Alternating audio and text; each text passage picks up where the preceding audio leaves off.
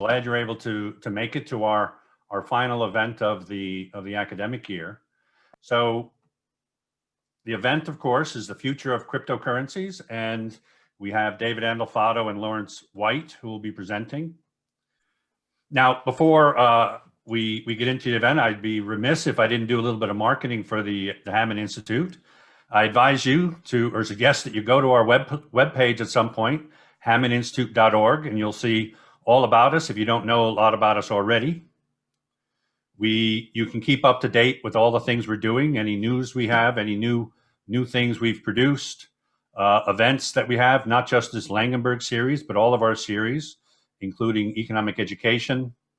You can access our award-winning or world-ranked research from our staff on policy in Missouri and on general economics, and also look at our op-eds that we publish around the state.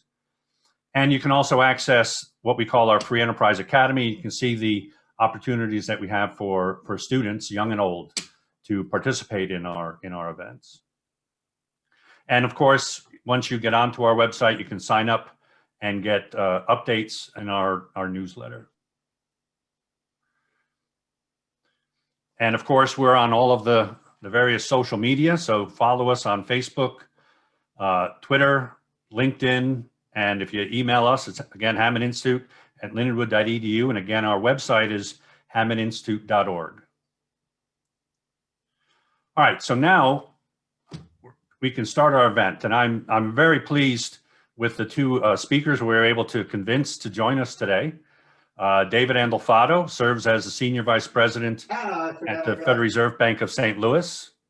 And we have Lawrence White, who's a professor of economics at George Mason University. And, you know, I was looking back to try to see what either of them may have said in the past about Bitcoin or cryptocurrency. And it turns out that they've been thinking about this and talking about it and writing about it for years. I think each of them, I think they go back to 2013 or 2014. So they've both put a lot of time and years into figuring out what's going on with cryptocurrencies. So we're very happy to have them here. Now, the way we're going to go through the event is each of the panelists is going to give a 10-minute overview of their views on our general question of the future of cryptocurrency. And then the panelists and I are going to have questions back and forth to each other. I'll ask them questions, and they'll be able to ask questions of each other. And then after that, we'll have an open Q&A it'll be moderated by me, and I'll be taking questions from the chat, and you can send it through the chat that is open to everybody, or you can direct it to me. My name, Howard Walls, should pop up in the chat if you just want to send it to me without going into the general chat. So without further ado, very happy we'll start off with Lawrence White from George Mason University. Go ahead, Larry, it's all yours. Thank you, Howard. So I have been thinking about writing about cryptocurrency for a while. I was introduced to it by a student of mine back in 2010, so just within a year of its actually launching. And of course, if I knew then what I know now, I'd have heavily invested. But instead, I've just spent my time trying to figure it out. And so let me offer my thoughts with some pictures. And I hope you can. So let me share my screen here. First, I have to find my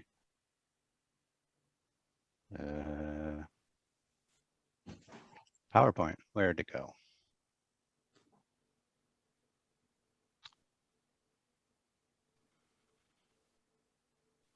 Hold on, sorry for this.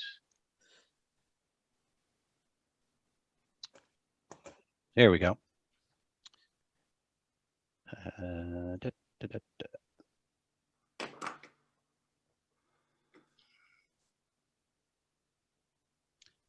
Okay. So the first time I gave a talk on Bitcoin, I was telling Howard, one of the first questions I got was, yes, but what is it? So I like to start with an introduction, and it's sometimes called a cryptocurrency, which suggests that it's a currency, meaning something used as a common money that moves from hand to hand.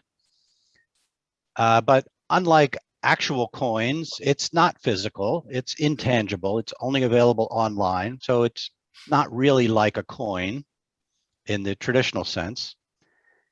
And of course, we've had intangible money for centuries in the form of bank deposits, but Bitcoin isn't like a bank deposit because it's not redeemable for something more basic, for some more basic money. So it's like a Federal Reserve note that can't be, in the sense that it can't be redeemed, but it's not physical like a Federal Reserve note. On whose authority is it issued? It's issued by basically a program. And there's a payment ecosystem built on top of it. So it's both, the name Bitcoin is used both for the asset that can be bought and sold on exchanges like a foreign currency, and for the payment system, the system that validates transfers from owner to owner. Most people who own Bitcoin own it in hopes of its price rising. So they are investors or speculators, whichever you want to call them. It's also different from traditional forms of money. So the fact that it's not redeemable for anything, it's not based on a commodity, makes it like a fiat money, except that it's not issued by a government, it's issued by a private institution or a program, really. The other thing that makes it different is that it comes with a quantity guarantee. So the traditional model for private money is a bank will allow you to redeem your deposits. They'll buy them back for more basic money. So you have a money back guarantee. Bitcoin doesn't have that. What it has is the promise that it won't issue more than according to a preset schedule. So we know how many Bitcoins have been released so far. We know how many are going to be released this month, and so on until they reach a maximum. So the supply is going to be limited to 21 million units. And so the valuation of Bitcoin is kind of like the valuation of a numbered art print, where you're guaranteed that there won't be more than 300 copies, let's say, issued. And so you anticipate the price going up as more people become interested in acquiring this asset. The program I've mentioned is available for you to read. It's open source, as they say, and you can think of it as a monetary constitution. It can be modified, but to modify it requires a consensus among the participants in the payment system. And so some uncontroversial bug fixes have been made, but bigger issues that would change the character of it have been rejected. And so it's pretty much the same program. The program was written by someone who used the pseudonym Satoshi Nakamoto. We still aren't sure who that is. And the solidity of this constitution, the surety we can have that it won't be breached, that more than 21 million units won't ever be issued, is based on it being secure against hacking through cryptographic means, and it being run by this consensus mechanism, which means that you can't organize an attack on it unless you get more than half of those who are processing the payments. And by referring to that as game theory, what I mean is there's no incentive for these people to destroy the system that they're getting wealthy on. So they don't want to amend the code in any way that would diminish the public's enthusiasm for it. Is it a currency? Well, not yet, but it is used for some things other than just speculation. It has what you might call a niche use as a means of fund transfer. So you can send money, you can send Bitcoin, I should say, easily across borders instantly. Well, it takes a few minutes to validate the transaction, nearly instantly. But because it isn't yet commonly accepted, you can't buy groceries with it, I would say it isn't yet money. So you might prefer to call it an asset rather than a currency. Here are some of the transfer uses that I just mentioned. A human rights organization in Belarus has been using it to raise money in a way that the regime can't stop. They can't get money through the banking system because the government that they're opposing controls the banking system.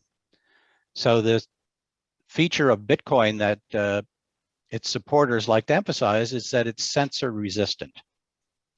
You can transfer funds outside the banking system, which is useful in a case where authoritarian government controls the banking system. So we also see activists in Nigeria, Hong Kong, Russia using it. In Venezuela, as the local currency fell apart, stories have been written by Venezuelans who said, well, the only way I could earn money was by doing editing or contract writing for people abroad and getting paid in Bitcoin. They couldn't wire me dollars because the government was stopping that, but they could wire me Bitcoin and I could sell the Bitcoin locally when I wanted to go shop for groceries with the local currency. People leaving Venezuela have been using Bitcoin as a way of sending their money to their destination without the government being able to stop it. In the Philippines, there's a lot of money received from Philippine workers who are abroad. So it's a competitive way of making remittances. Of course, it's not the only way. There's also TransferWise and other services, but competition from Bitcoin has actually brought the fees down on those services like Western Union. Within China, people use Bitcoin because the banking system is controlled by the government and all the transfers are subject to surveillance by the government. So if you want to operate with any financial privacy within China, people use Bitcoin. So apart from speculating in it, we can say people buy Bitcoin, and here I'm quoting an economist named John Cochrane, who I think explained it pretty well. If you want to avoid both the beneficial and the destructive attempts of governments to control economic activity and grab wealth. And that's even if you're not thinking of it as an investment, even if you think it's a poor long-term investment. And of course, we don't know where the price is going from here. It is pseudonymous, meaning on the Bitcoin ledger where transactions are recorded, your real name is not part of the information, but it is pretty easy. There are firms that offer this service to link the Bitcoin address that received a transfer to a real world person. So it's really not very useful for money laundering because it leaves this public trail.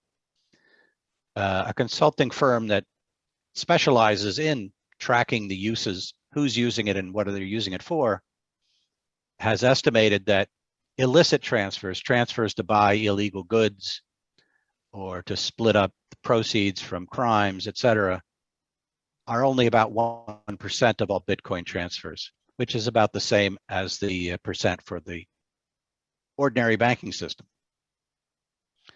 Of course, it hasn't been a bad long-term investment. Here we see the path of Bitcoin. This is the value of all the Bitcoin in circulations, or what's called the market cap, since 2013. And you can see it's gone through periods of sharp rise and then a lull and then another buildup and then a lull. But notice that the scale, I've made a proportional scale. So it's gone from being worth 1 billion, all the Bitcoins in circulation, to 10 billion, to 100 billion, to $1 trillion. So among the set of currencies in the world, it's now actually one of the larger currencies. It's in the top 10 largest currencies if you want to compare it to the pound, the yen, the dollar, the euro, etc. Today, the market cap had fallen just below $1 trillion, whereas a week ago it was above $1 trillion. So in the last week, and this illustrates the point that the value is volatile, the value's dropped 18% just in the last week. and 6% just in the last 24 hours. So it's done well if you've held it as an investment. It's still not something that you would want to keep your rent money in, because the value can drop that much in the space of a day or a week. What keeps the value of Bitcoin from disappearing? Well, the value could disappear. And there have been periods where it's fallen rather dramatically, although it keeps coming back. And theoretically, the reason it could disappear is that the value is based on there being a kind of coordination on it as an object of speculation, an object people desire to hold as a store of value, you might say. You could say the same thing about fiat money. It's valuable when people coordinate on using it as a medium of exchange. But for either case, the value can go to zero if people abandon it. And some other cryptocurrencies, not Bitcoin, which attained value in the billions of dollars, have fallen to less than 1% of their previous value. So people moved on and decided this was not going to be one of the winners in this competition, and they just abandoned it. For that to happen to Bitcoin, some second mover, some later cryptocurrency would have to steal its thunder, which, although all of them have offered improvements, Bitcoin has the advantage of being the first mover, of being the first into the market, and having served reliably since it was launched. But to be fair, a government fiat currency can also lose its value in the same way I just suggested. If people become pessimistic about its future and start to abandon it. And plenty of government currencies have experienced wild swings and failures. And here I'm quoting two economists who were at the Federal Reserve Bank of St. Louis. And they suggest maybe the Bitcoin protocol is more robust. That is going to last longer than many of the existing fiat currency protocols. And of course, we have seen existing currencies fall apart, as in Venezuela and currently as in Lebanon. So why isn't Bitcoin used even more widely? Well, the established currencies have a kind of first mover advantage or a network advantage. You want to use a money that you can rely upon turning around and spending. If somebody gives it to you, you can buy things with it. And so it's hard for any new currency to overcome that because it's a chicken and egg problem. If you're the first person to get paid in it, it's not much use to you if other people aren't accepting it yet. And I don't want to make that too strong because we do see cases where the existing currency is defeated by a new currency. In particular, in Lebanon and in Venezuela, the US dollar is pushing out the established government currency.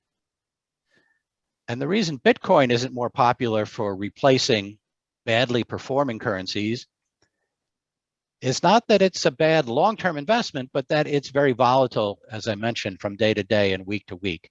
And this volatility is baked into the design of Bitcoin because there's nobody managing it to keep the purchasing power stable. In fact, the program is keeping the quantity unresponsive to any change in its value. So you don't get more Bitcoin when the value goes up.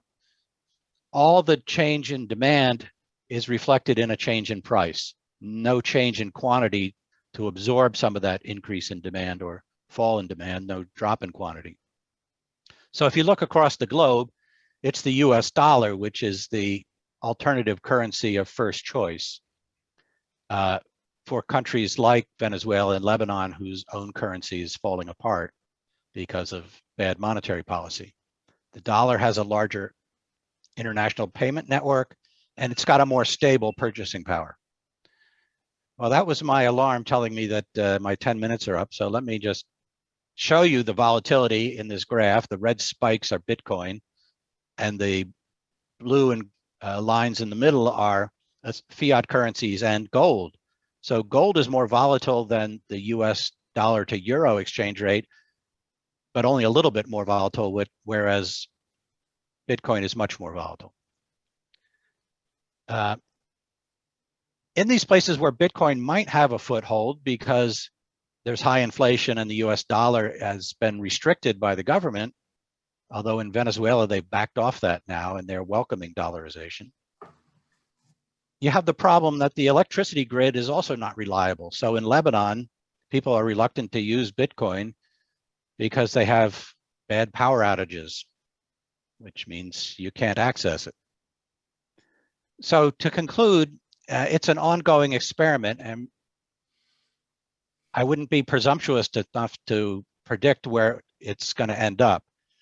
Actually, before Bitcoin launched, I wrote a paper in which I predicted that I said, well, there are two ways to assure people that they won't be cheated by a currency. One is the money back guarantee, which is the traditional mechanism.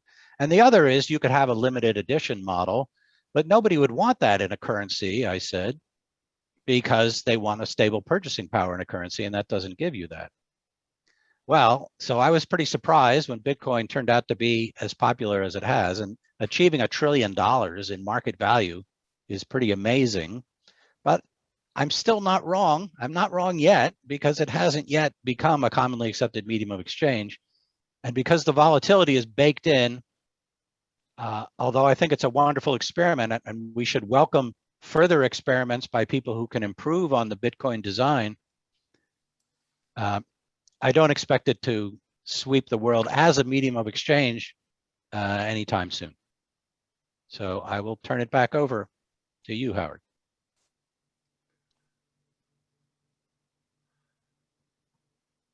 Well, thanks.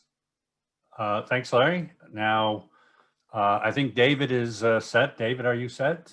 I am. Can you hear me? Great. You missed my great intro before. I did. I'm sorry. Technical difficulties. Technical difficulties, but welcome David Andolfatto from the St. Louis Fed to give his 10 minutes about the future of cryptocurrencies. 10 minutes. I think this might take a little longer, but I'll just eat into Larry's time. Thank you very much for inviting me, Howard. It's a real pleasure to be here, and especially to share the stage with Larry, someone whom I've learned an awful lot about money, monetary history. So thank you very much for this.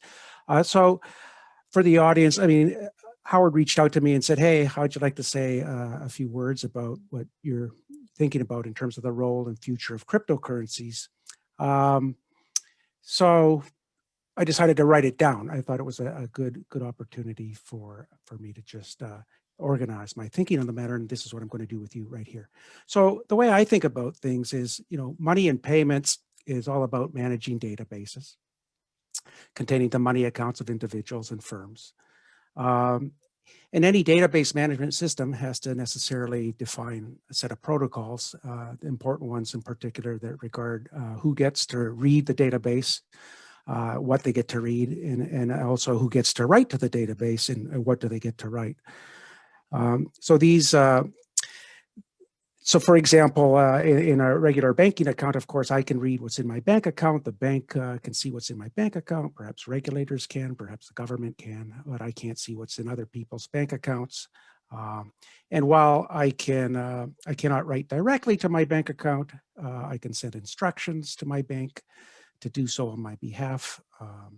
The bank might retain a right to write to my account directly as well. Perhaps it might pay interest to my account, or it might debit it for service fees, for example. So that's the example of the read-write privileges that are assigned to kind of conventional database management in the conventional banking system. One thing I might note is that these bank accounts are, of course, digital, which we all know. But moreover, I note that the messages that we send to our banks over the internet are secured with the aid of cryptography. So there is a sense in which the regular bank deposit account is a form of cryptocurrency in that sense, in that we use cryptography to secure messages to perform debit and credit operations on our behalf. But of course, not many people think of bank deposits as cryptocurrencies. And so, this leads me to ask, well, what's the distinguishing characteristic of a cryptocurrency?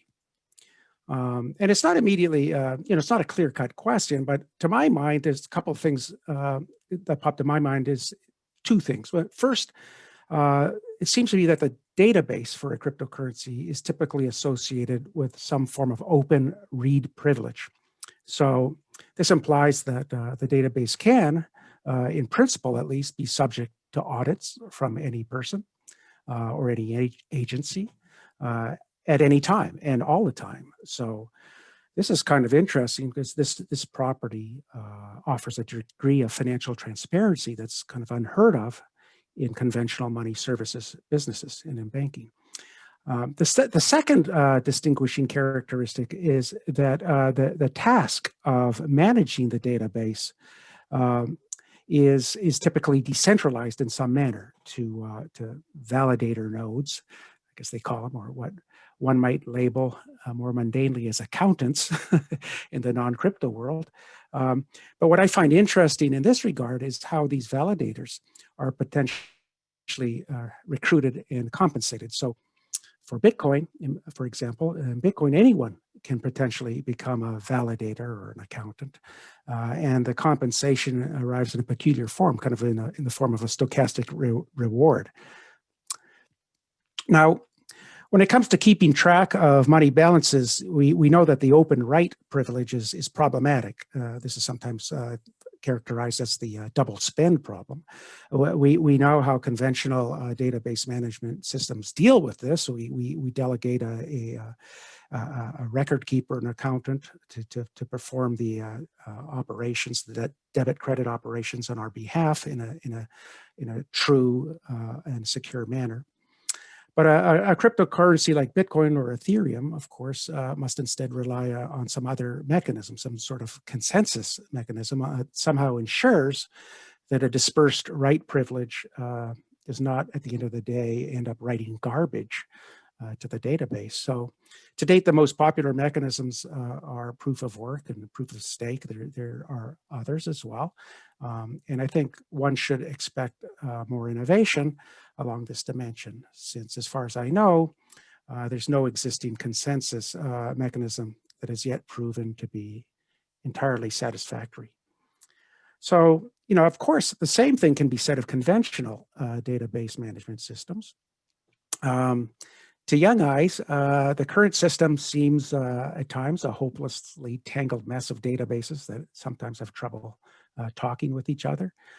Moreover, they appear not to be very secure at times.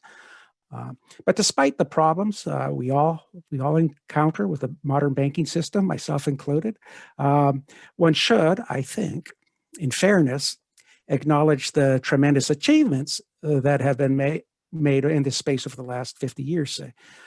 So, for example, we are now able to travel to foreign countries with just a credit card. And I know this doesn't sound terribly amazing to most of you, but I can remember a day when you'd actually have to go through the hassle of traveling with traveler's checks. And believe me, that was not very fun. So progress has been made. And significant progress at that. So, well, you might say, okay, David, I mean, fine. I mean, if there's been so much progress in money and payments, then what accounts for the emergence and proliferation of these cryptocurrencies?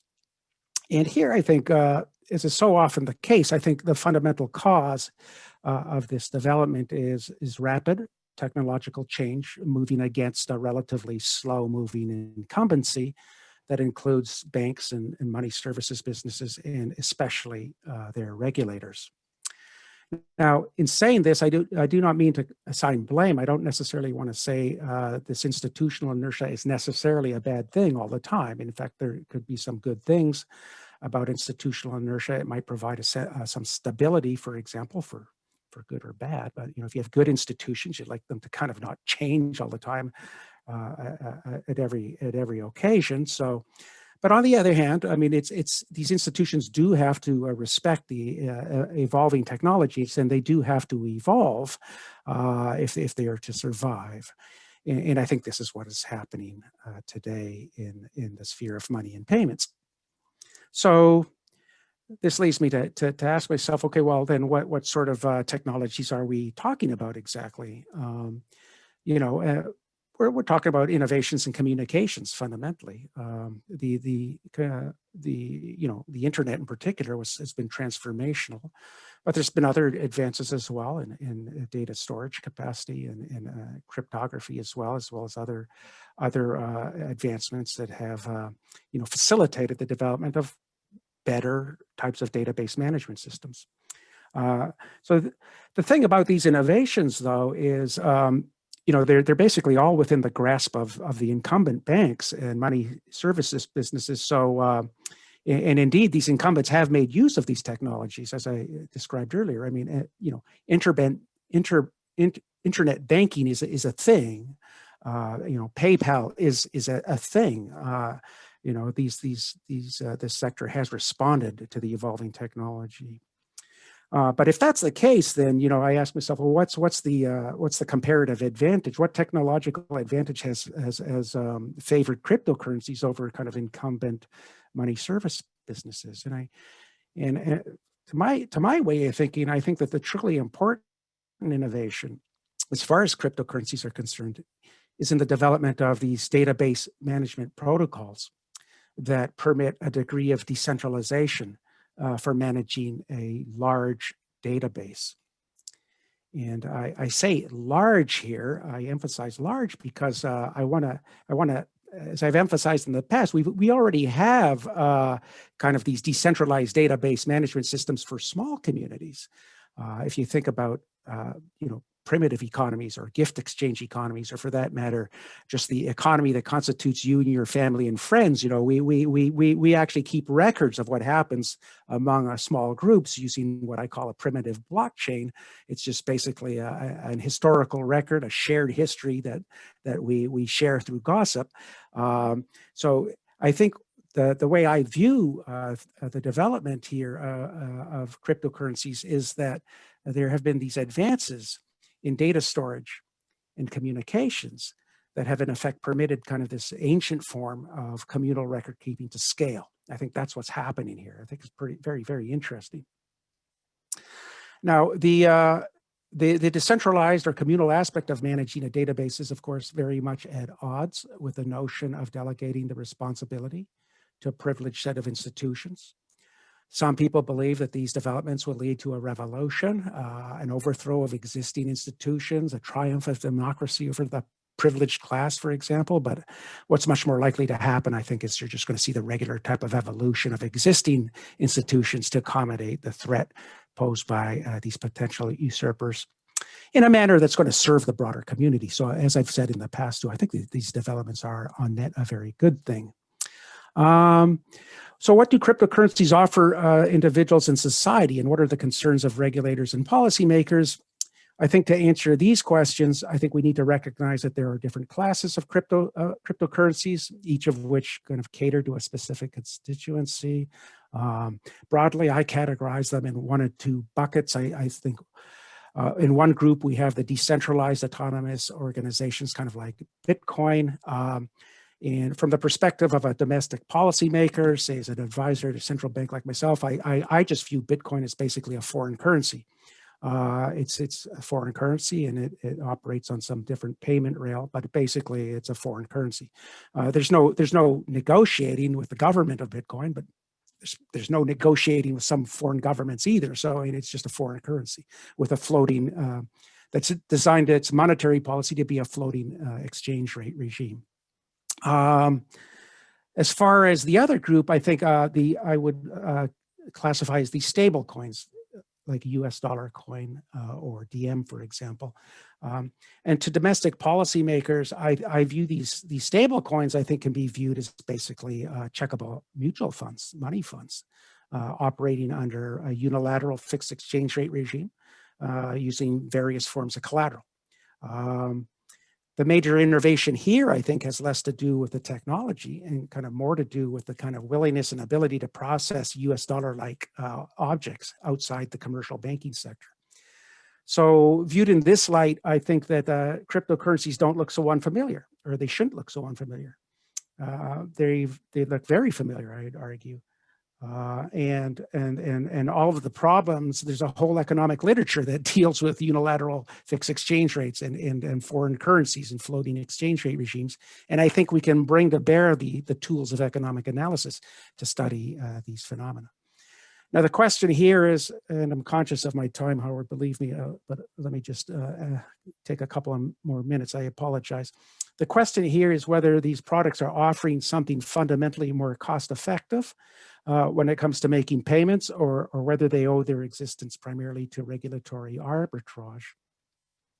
I don't know the answer to this question. I suspect it's a combination of a bit of both, but I do think regulatory arbitrage is very important. And let me take Diem, for example, which I think is the big one.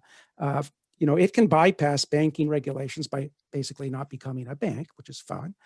And it can leverage Facebook's, huge social network as a payment system connecting 2 billion plus users. Cool.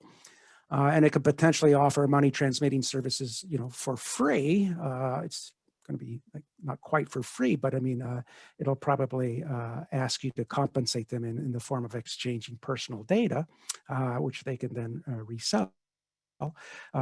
And my guess is, and this is something I haven't had time to check, but my guess is that regular banks, or PayPal for that matter, are probably not permitted to operate in this manner.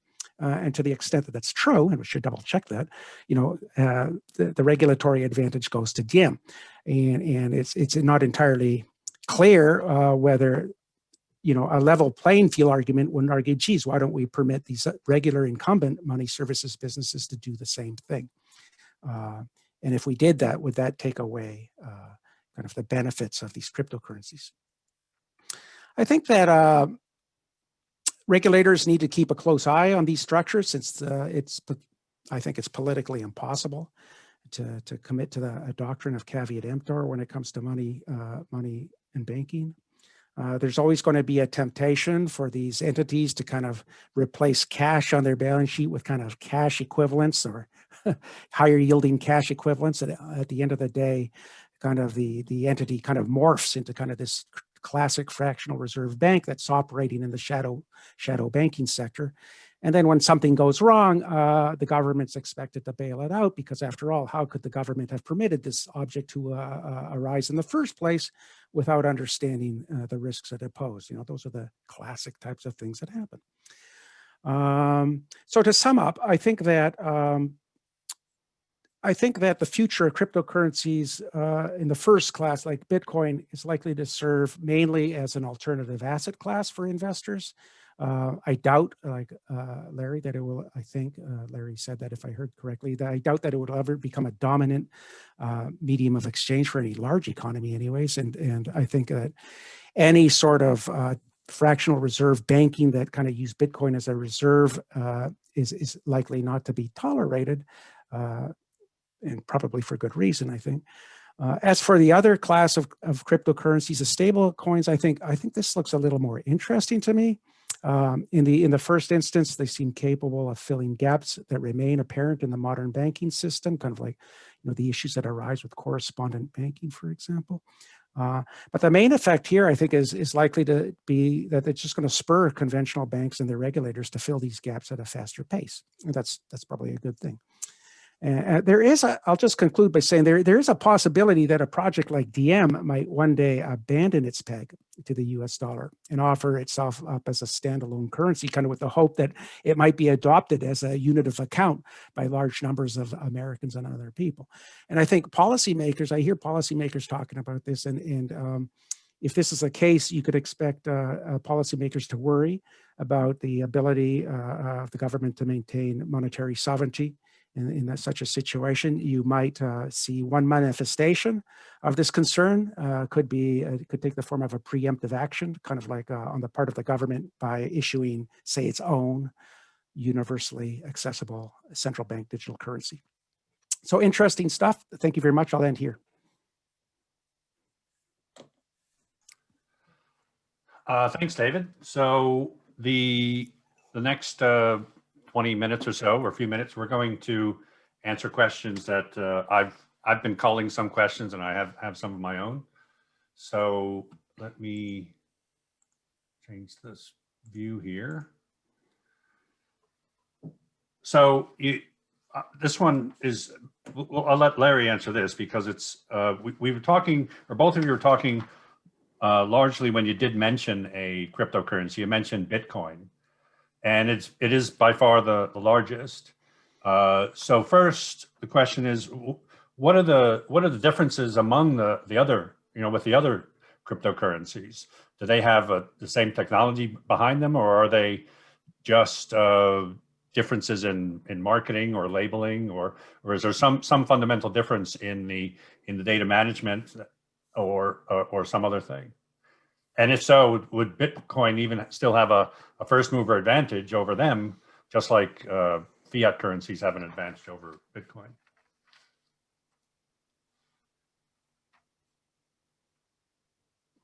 So either one of you, David, why don't you jump in? You're on. Oh, I'm sorry. I thought you addressed it to Larry, but Yeah, go ahead. I'm happy to jump in. The answer is yes. The distinguishing characteristics, I would say, the way I would view it is fundamentally we're talking about database management systems, and there's all sorts of ways you can organize a database management system. Bitcoin offers a particular way. The competing products are similar in many regards, but they differ in detail. So Litecoin, for example, might have different parameters that govern the speed at which payments are processed, for example. Other versions might permit a larger value, or might govern the size of how many transactions can be valued, or the speed at which they're, as I mentioned, Litecoin. So some protocols might use different protocols, like, I don't want to get too technical, but if you just Google things like proof of work, proof of stake, Byzantine fault tolerance, for example, there's different ways to achieve consensus. Some coins might offer more anonymity relative to others. So there's all these different dimensions along which a database management system can differ, and these can all be tailored to fit the needs and desires of a specific community. So Yeah, they sorry. are like differentiated goods. Go ahead, Larry.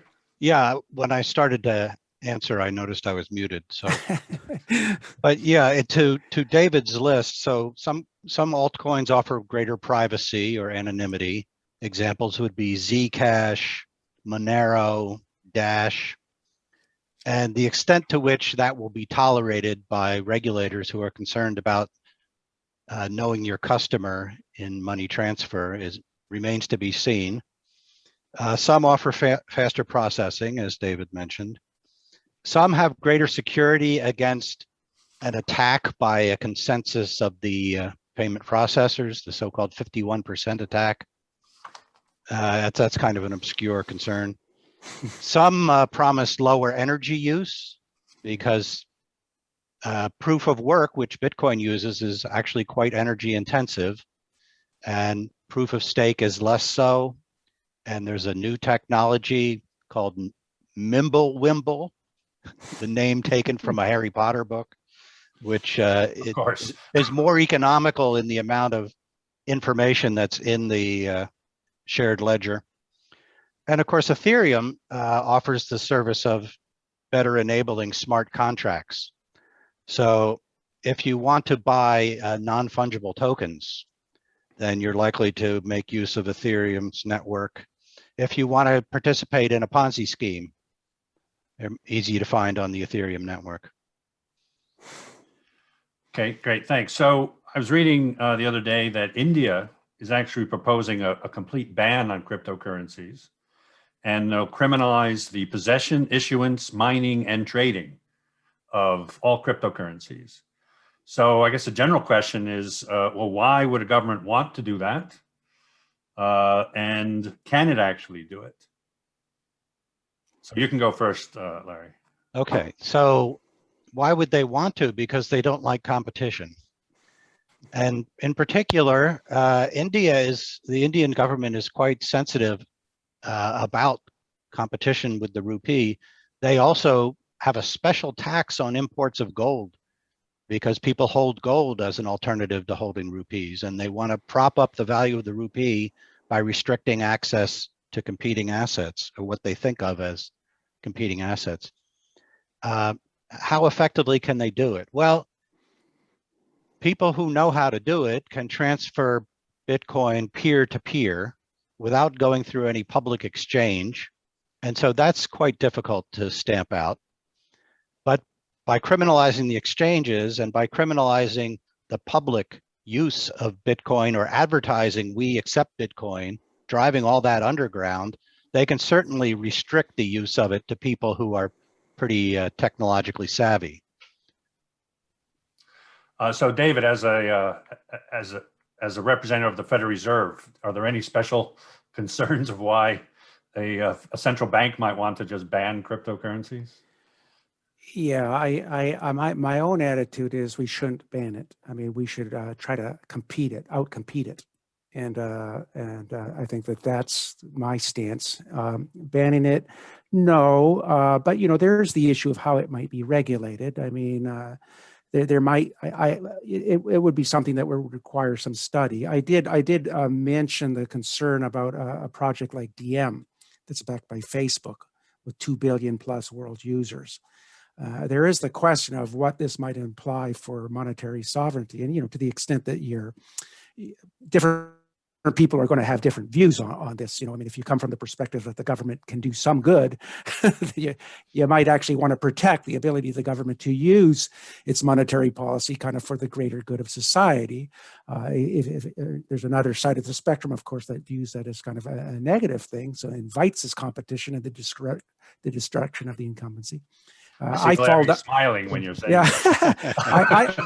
I fall kind of right in the radical middle. So, I'm pretty agnostic. I mean, I just want kind of the best system for the broad general public. But so I don't think it's something we should fear, to be quite honest. The US dollar is the global demand for US dollar has accelerated in the past 10 years. I mean, it's never been so dominant as it is today. And if we can't take on a DM, then maybe we shouldn't be in that business. Well, so we'll stick with you, David, because the Fed, and I think it's through the Boston Fed and MIT, they're working on a Fed coin, a digital dollar. So is this like a cryptocurrency, or is it an alternative? Do you know much about them? Yeah, not as much as I should. I have spoken with them briefly. There's my understanding is, there's two basic versions of what they call a central bank digital currency. One is the one that's more familiar to all of us. It would literally be just everybody gets to open up an account at the Fed directly. You don't have to go to a bank. You can just open up an account at the Fed and write checks and make debit instructions on your Fed account. That's what I think most people think about as a central bank digital currency, an account-based system. You have to identify yourself. You have to fill out an application form, the regular stuff. There is this other variant that is kind of a token-based version that is basically, think about a bearer instrument, a digital bearer instrument where ownership is defined by possession, basically. Now, these objects have largely been made illegal. I think Larry can probably speak to this. There's probably a time when large denomination bearer instruments circulated. In fact, I often see them in the movies where the criminals actually are stealing these notes, which are, I presume, digital bearer instruments, because otherwise, why would you steal them? The question, that's a very interesting experiment about whether or not you would like to have digital bearer instruments issued by the Fed. After all, they do issue the paper version, right? Regular paper currency is a bearer instrument. Ownership is defined by possession. You don't need to fill out an application form to use the US dollar. You don't have to identify yourself. You don't have to have a place, an address of where you live. But my feeling is that I think that for a variety of reasons related to KYC, know your customer restrictions, anti-money laundering restrictions, that this is unlikely to be provided by a central bank. We've already had Swiss bank accounts offering something close to that. It's basically like just a number-based account, and that practice has been kind of discouraged. So I kind of see the digital bearer asset as being something that might be better provided by the private sector.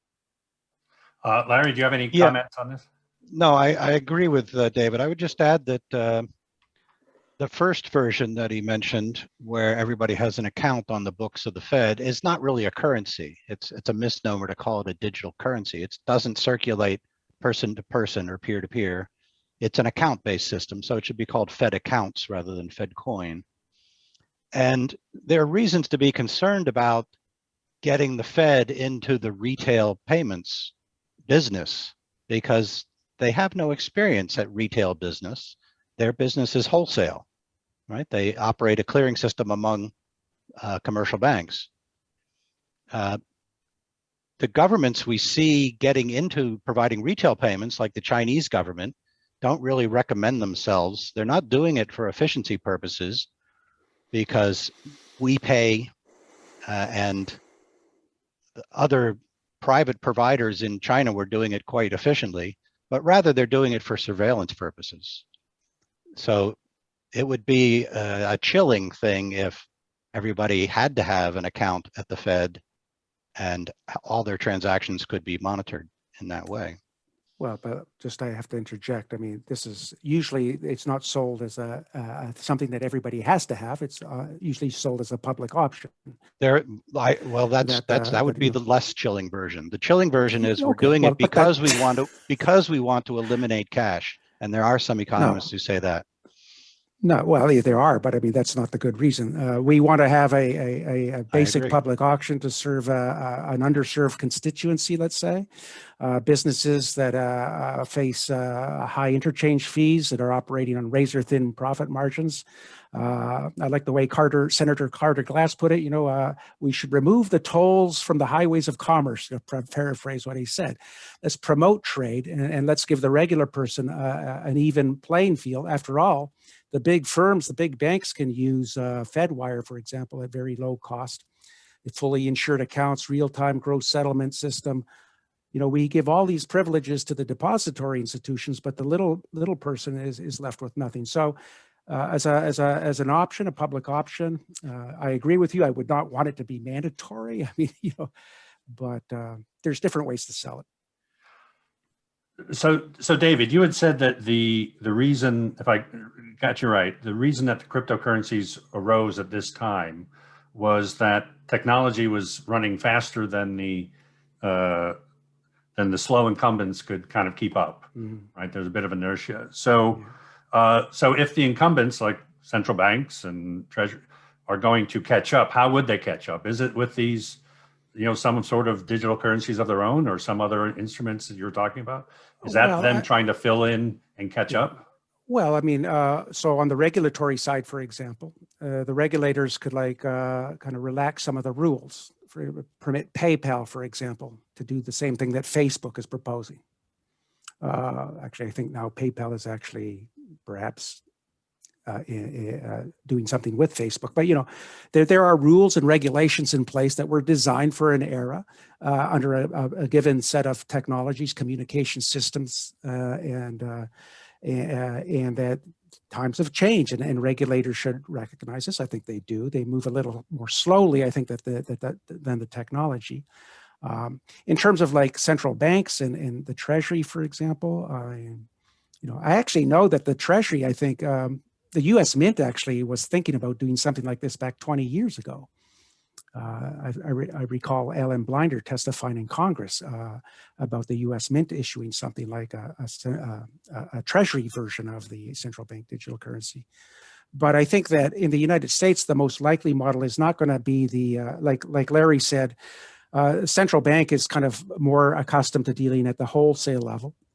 And so I think the more likely model you're going to see in the United States, at least, is kind of some sort of what they call a synthetic version, where we actually have the banks operating as intermediaries.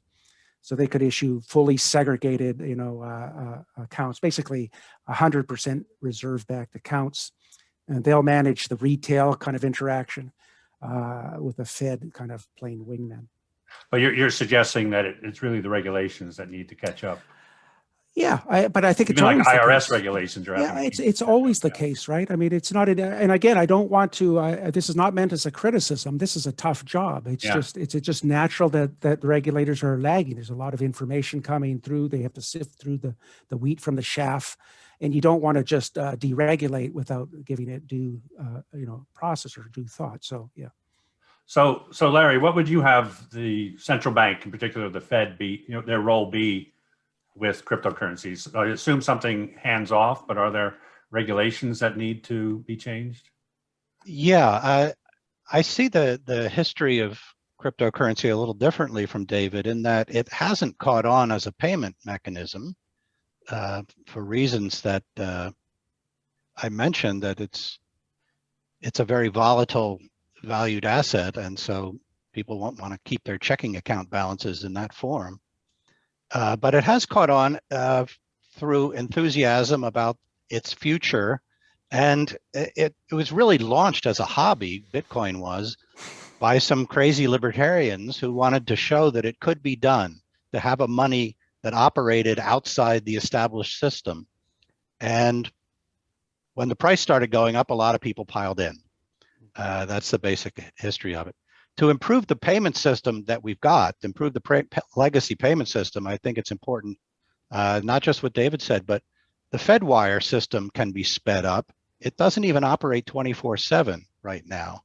And so payments have to wait over the weekend to get processed. And so checks take longer to clear than they need to. And I, like David, I favor allowing, I think this is what he said, payment firms like PayPal to have a Fed account so that they don't have to take another step by using the services of a bank to clear their payments for them. And I think that would help speed things up, and that would facilitate payments through your phone and other kinds of technologies. Now you mentioned crazy libertarians, so I'll follow up on that. I remember a few years ago at the API conference, there were a large number of sessions about cryptocurrency and Bitcoin. And my recollection of it was that there was a lot of excitement and enthusiasm for the, and I think you presented. I don't remember how excited you were, but I'm usually pretty sober. Yeah, you're pretty sober about it. But some of the younger folks are really, really excited. So can you kind of touch on the libertarian aspect? Why were they excited? And well, I mean, the reason I got interested in Bitcoin was that my research going back years ago was on private banking systems that were minimally regulated. So banks issued their own paper currency, and there was pretty much a caveat emptor attitude toward losing your money in a bank failure. And so people shopped around for safe banks, and banks with good reputations did better than banks with poor reputations.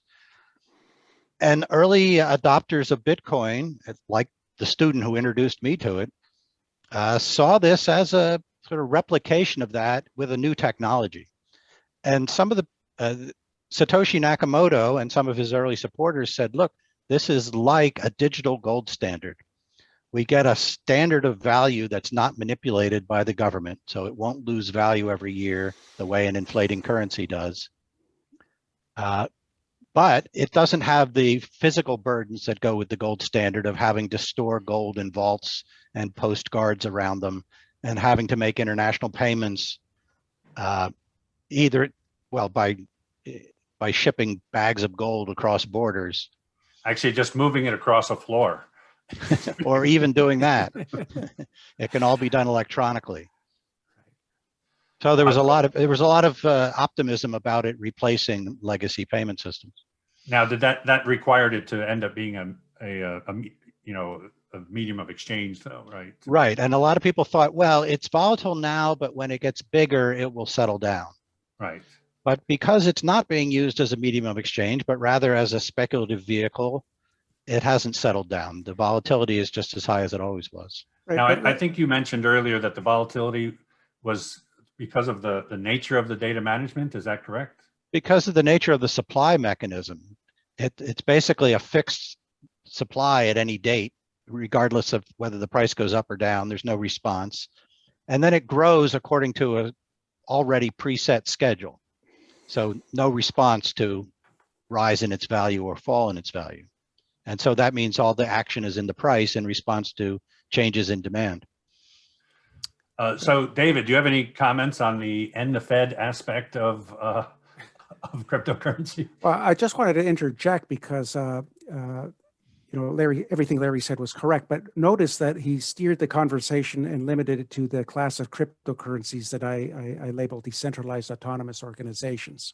There's this entirely other class of currencies, cryptocurrencies like DM or ES dollar coin that will serve as a medium of exchange. They are basically pegged exchange rate systems. In fact, they are the ones that look very much more like the banks you're talking about from the 19th century. That's right. They're actually offering the liabilities that are in principle redeemable at par for US dollars. These guys are going to be able to make payments off the regular payment rails, bypassing all the correspondent, this is a serious threat, and this is not, well, in a good sense. I mean, this is something that quite different from what you're talking about. I agree with that. And there are two things I would add. One is that they are enabling dollarization around the world because it doesn't take a big shipload of Federal Reserve notes anymore. Yep. What was the other thing I was going to say about them? I forget. I'll come back to it. Sure thing. As for end the Fed, Howard, you wanted me to say something about end the Fed, really? Well, I was just trying to. I remember what I wanted to say. Oh, okay. The stable coins have taken over from Bitcoin the role of being the medium of exchange in cryptocurrency markets. Yes. It used to be that if you wanted to buy any other crypto, you would buy it with Bitcoin. No longer true. Now everybody buys it with Tether or USDC. So there's an interesting question that came up, and I'm not sure how specific you guys can answer it, but it's, what are the environmental impacts of cryptocurrencies? And you don't have to give a number of it, but this comes through the mining. So can you, well, Larry, you're showing up big on my screen. So can you explain where the environmental impacts come? Yes, so Bitcoin operates according to a decentralized ledger system. And that means there are thousands of people duplicating the records and trying to get the new coins that are released. They're released to people who validate transactions through a kind of a scramble. Who solves a math problem first? And so a lot of electricity is being burned in order to run the payment system. Now that will taper off as the production of new Bitcoins tapers off. But still, there'll be competition to get the transaction fees that'll have to be charged to make it worthwhile to validate the transactions. Now, my understanding is that the profitability of being a miner has really fallen. Well, the higher the price of Bitcoin, the higher the profitability of being a miner. Well, so, it's something, but there are more people doing it. I think there's more competition. But yes, as you expect, in the long run, people will be drawn into it. And so you get a lot more miners competing for the same number of new Bitcoins. Right. So the environmental effects come through just the consumption of electricity. And I saw numbers, huge amounts of electricity. And since these banks of computers locate in areas with low electricity costs, right? You know, they really are heightened in some areas.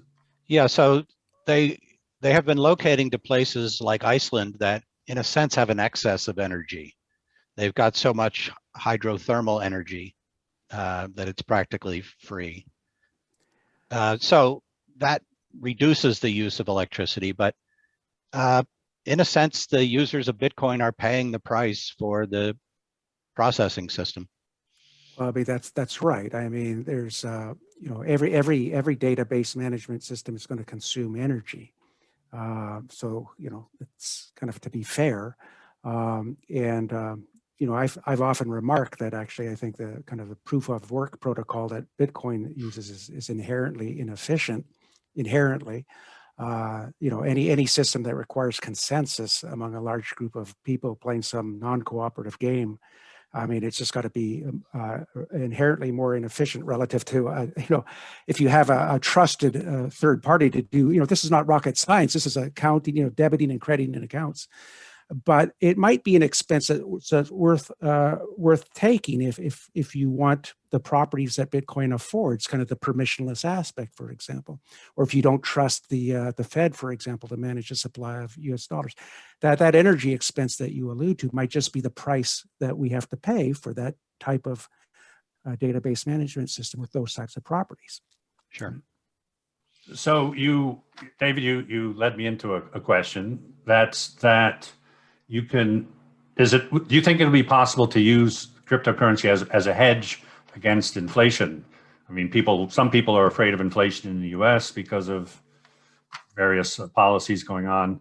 So are these cryptocurrencies a way to hedge, or are they a way to even affect inflation? I mean, is it just another foreign, like you say, it's a foreign currency that people can move in and out of? Yeah, I don't know. It's just another asset class, and not necessarily to hedge against inflation, but, in principle, I mean, some people have suggested that it could be kind of a flight to safety sort of vehicle. Say, I mean, if you see things that are not looking so good in the business community, instead of going to U.S. Treasuries, say perhaps because you don't trust the Congress and the deficits they're producing, you might now have this alternative asset class that you can fly to for reasons independent of inflation. Might not trust the riskiness of other types of assets. I don't know. But my attitude is why should I care? I mean, if people value this stuff, for whatever reasons, if they find it valuable and useful to hedge their portfolios in particular ways, in ways that don't harm other people, I think it's perfectly fine. So we already asked Larry this question before, but I'll ask Larry this, and you can give the same answer. Do you guys hold cryptocurrency yourselves? Yeah, I mean, I do. I remember when I was first lecturing on the topic back. My first public lecture was actually a dialogue with the Fed back in 2014. I saw that. Yeah, and when I was preparing for the talk, I realized that I didn't know how to use the stupid thing. Like I was just reading about it, but I decided to actually download a wallet, and then I have a funny story to tell about in this regard. Once I downloaded the wallet software, which is basically a way for you to communicate with the miners and the community, I discovered I didn't have any Bitcoin. I say, how do I get any Bitcoin? So I went to my Twitter account and I tweeted out. I said, "Hey, people, would anybody mind sending me some Bitcoin? I promise to send it right back." And anyway, oldest scam in the book. Yeah. Well, on my Twitter feed, it comes, central banker engaged in biggest scam ever. It was like, but the upshot is I did acquire small amounts just to use it, just to aid in my presentation and to have some experience with it. Yeah, so Larry, you can tell when your vast holdings. Yes. So I gave a talk to a group called Bitcoin Wednesday, and they paid my way to come to Amsterdam to talk to them about Bitcoin, and they paid me and reimbursed me in Bitcoin. That was part of the deal. That was not negotiable. But in a dollar indexed amount, I said, well, here are my expenses and here's my fee. And so they eventually, it took a while because the price of Bitcoin dropped right after I spoke. But anyway, so I did got some firsthand experience in what it means to own Bitcoin and then what it takes to convert it into dollars. Mm-hmm. That's when you face all the know your customer obstacles and go through a frustrating process of having to hold your driver's license next to your face while you take a selfie with a sufficiently clear focus to satisfy the exchange. So I sold it for dollars, and of course now that was back when it was $10,000 per Bitcoin. So I wish I had kept hold of it. But it's interesting just to say, what I discovered was, so I tried to send the Bitcoin back to the person. Somebody eventually from the Cayman Islands sent me some, and I promptly sent it back. But I noticed in the wallet software, you could choose a fee, right? I mean, you could, the higher the fee that you offered the miners, the more quickly your transaction would be processed. Right. And of course, me being the cheap central banker set a zero fee.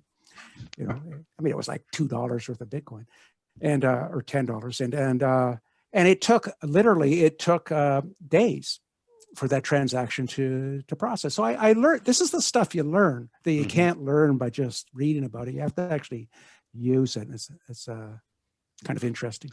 Yeah, well, so and I think Larry experienced that the difference between Bitcoin and just a foreign currency, because he had to pay capital gains tax. that's right. So is it taxed differently than foreign currency? Yes, it's taxed like gold or any other asset, non-money asset. Okay, well, unsurprisingly, economists are not very adventurous investors, even with Bitcoin and things they spend years studying. Our pensions are all in indexes. We all believe in the efficient market. That's right. Right.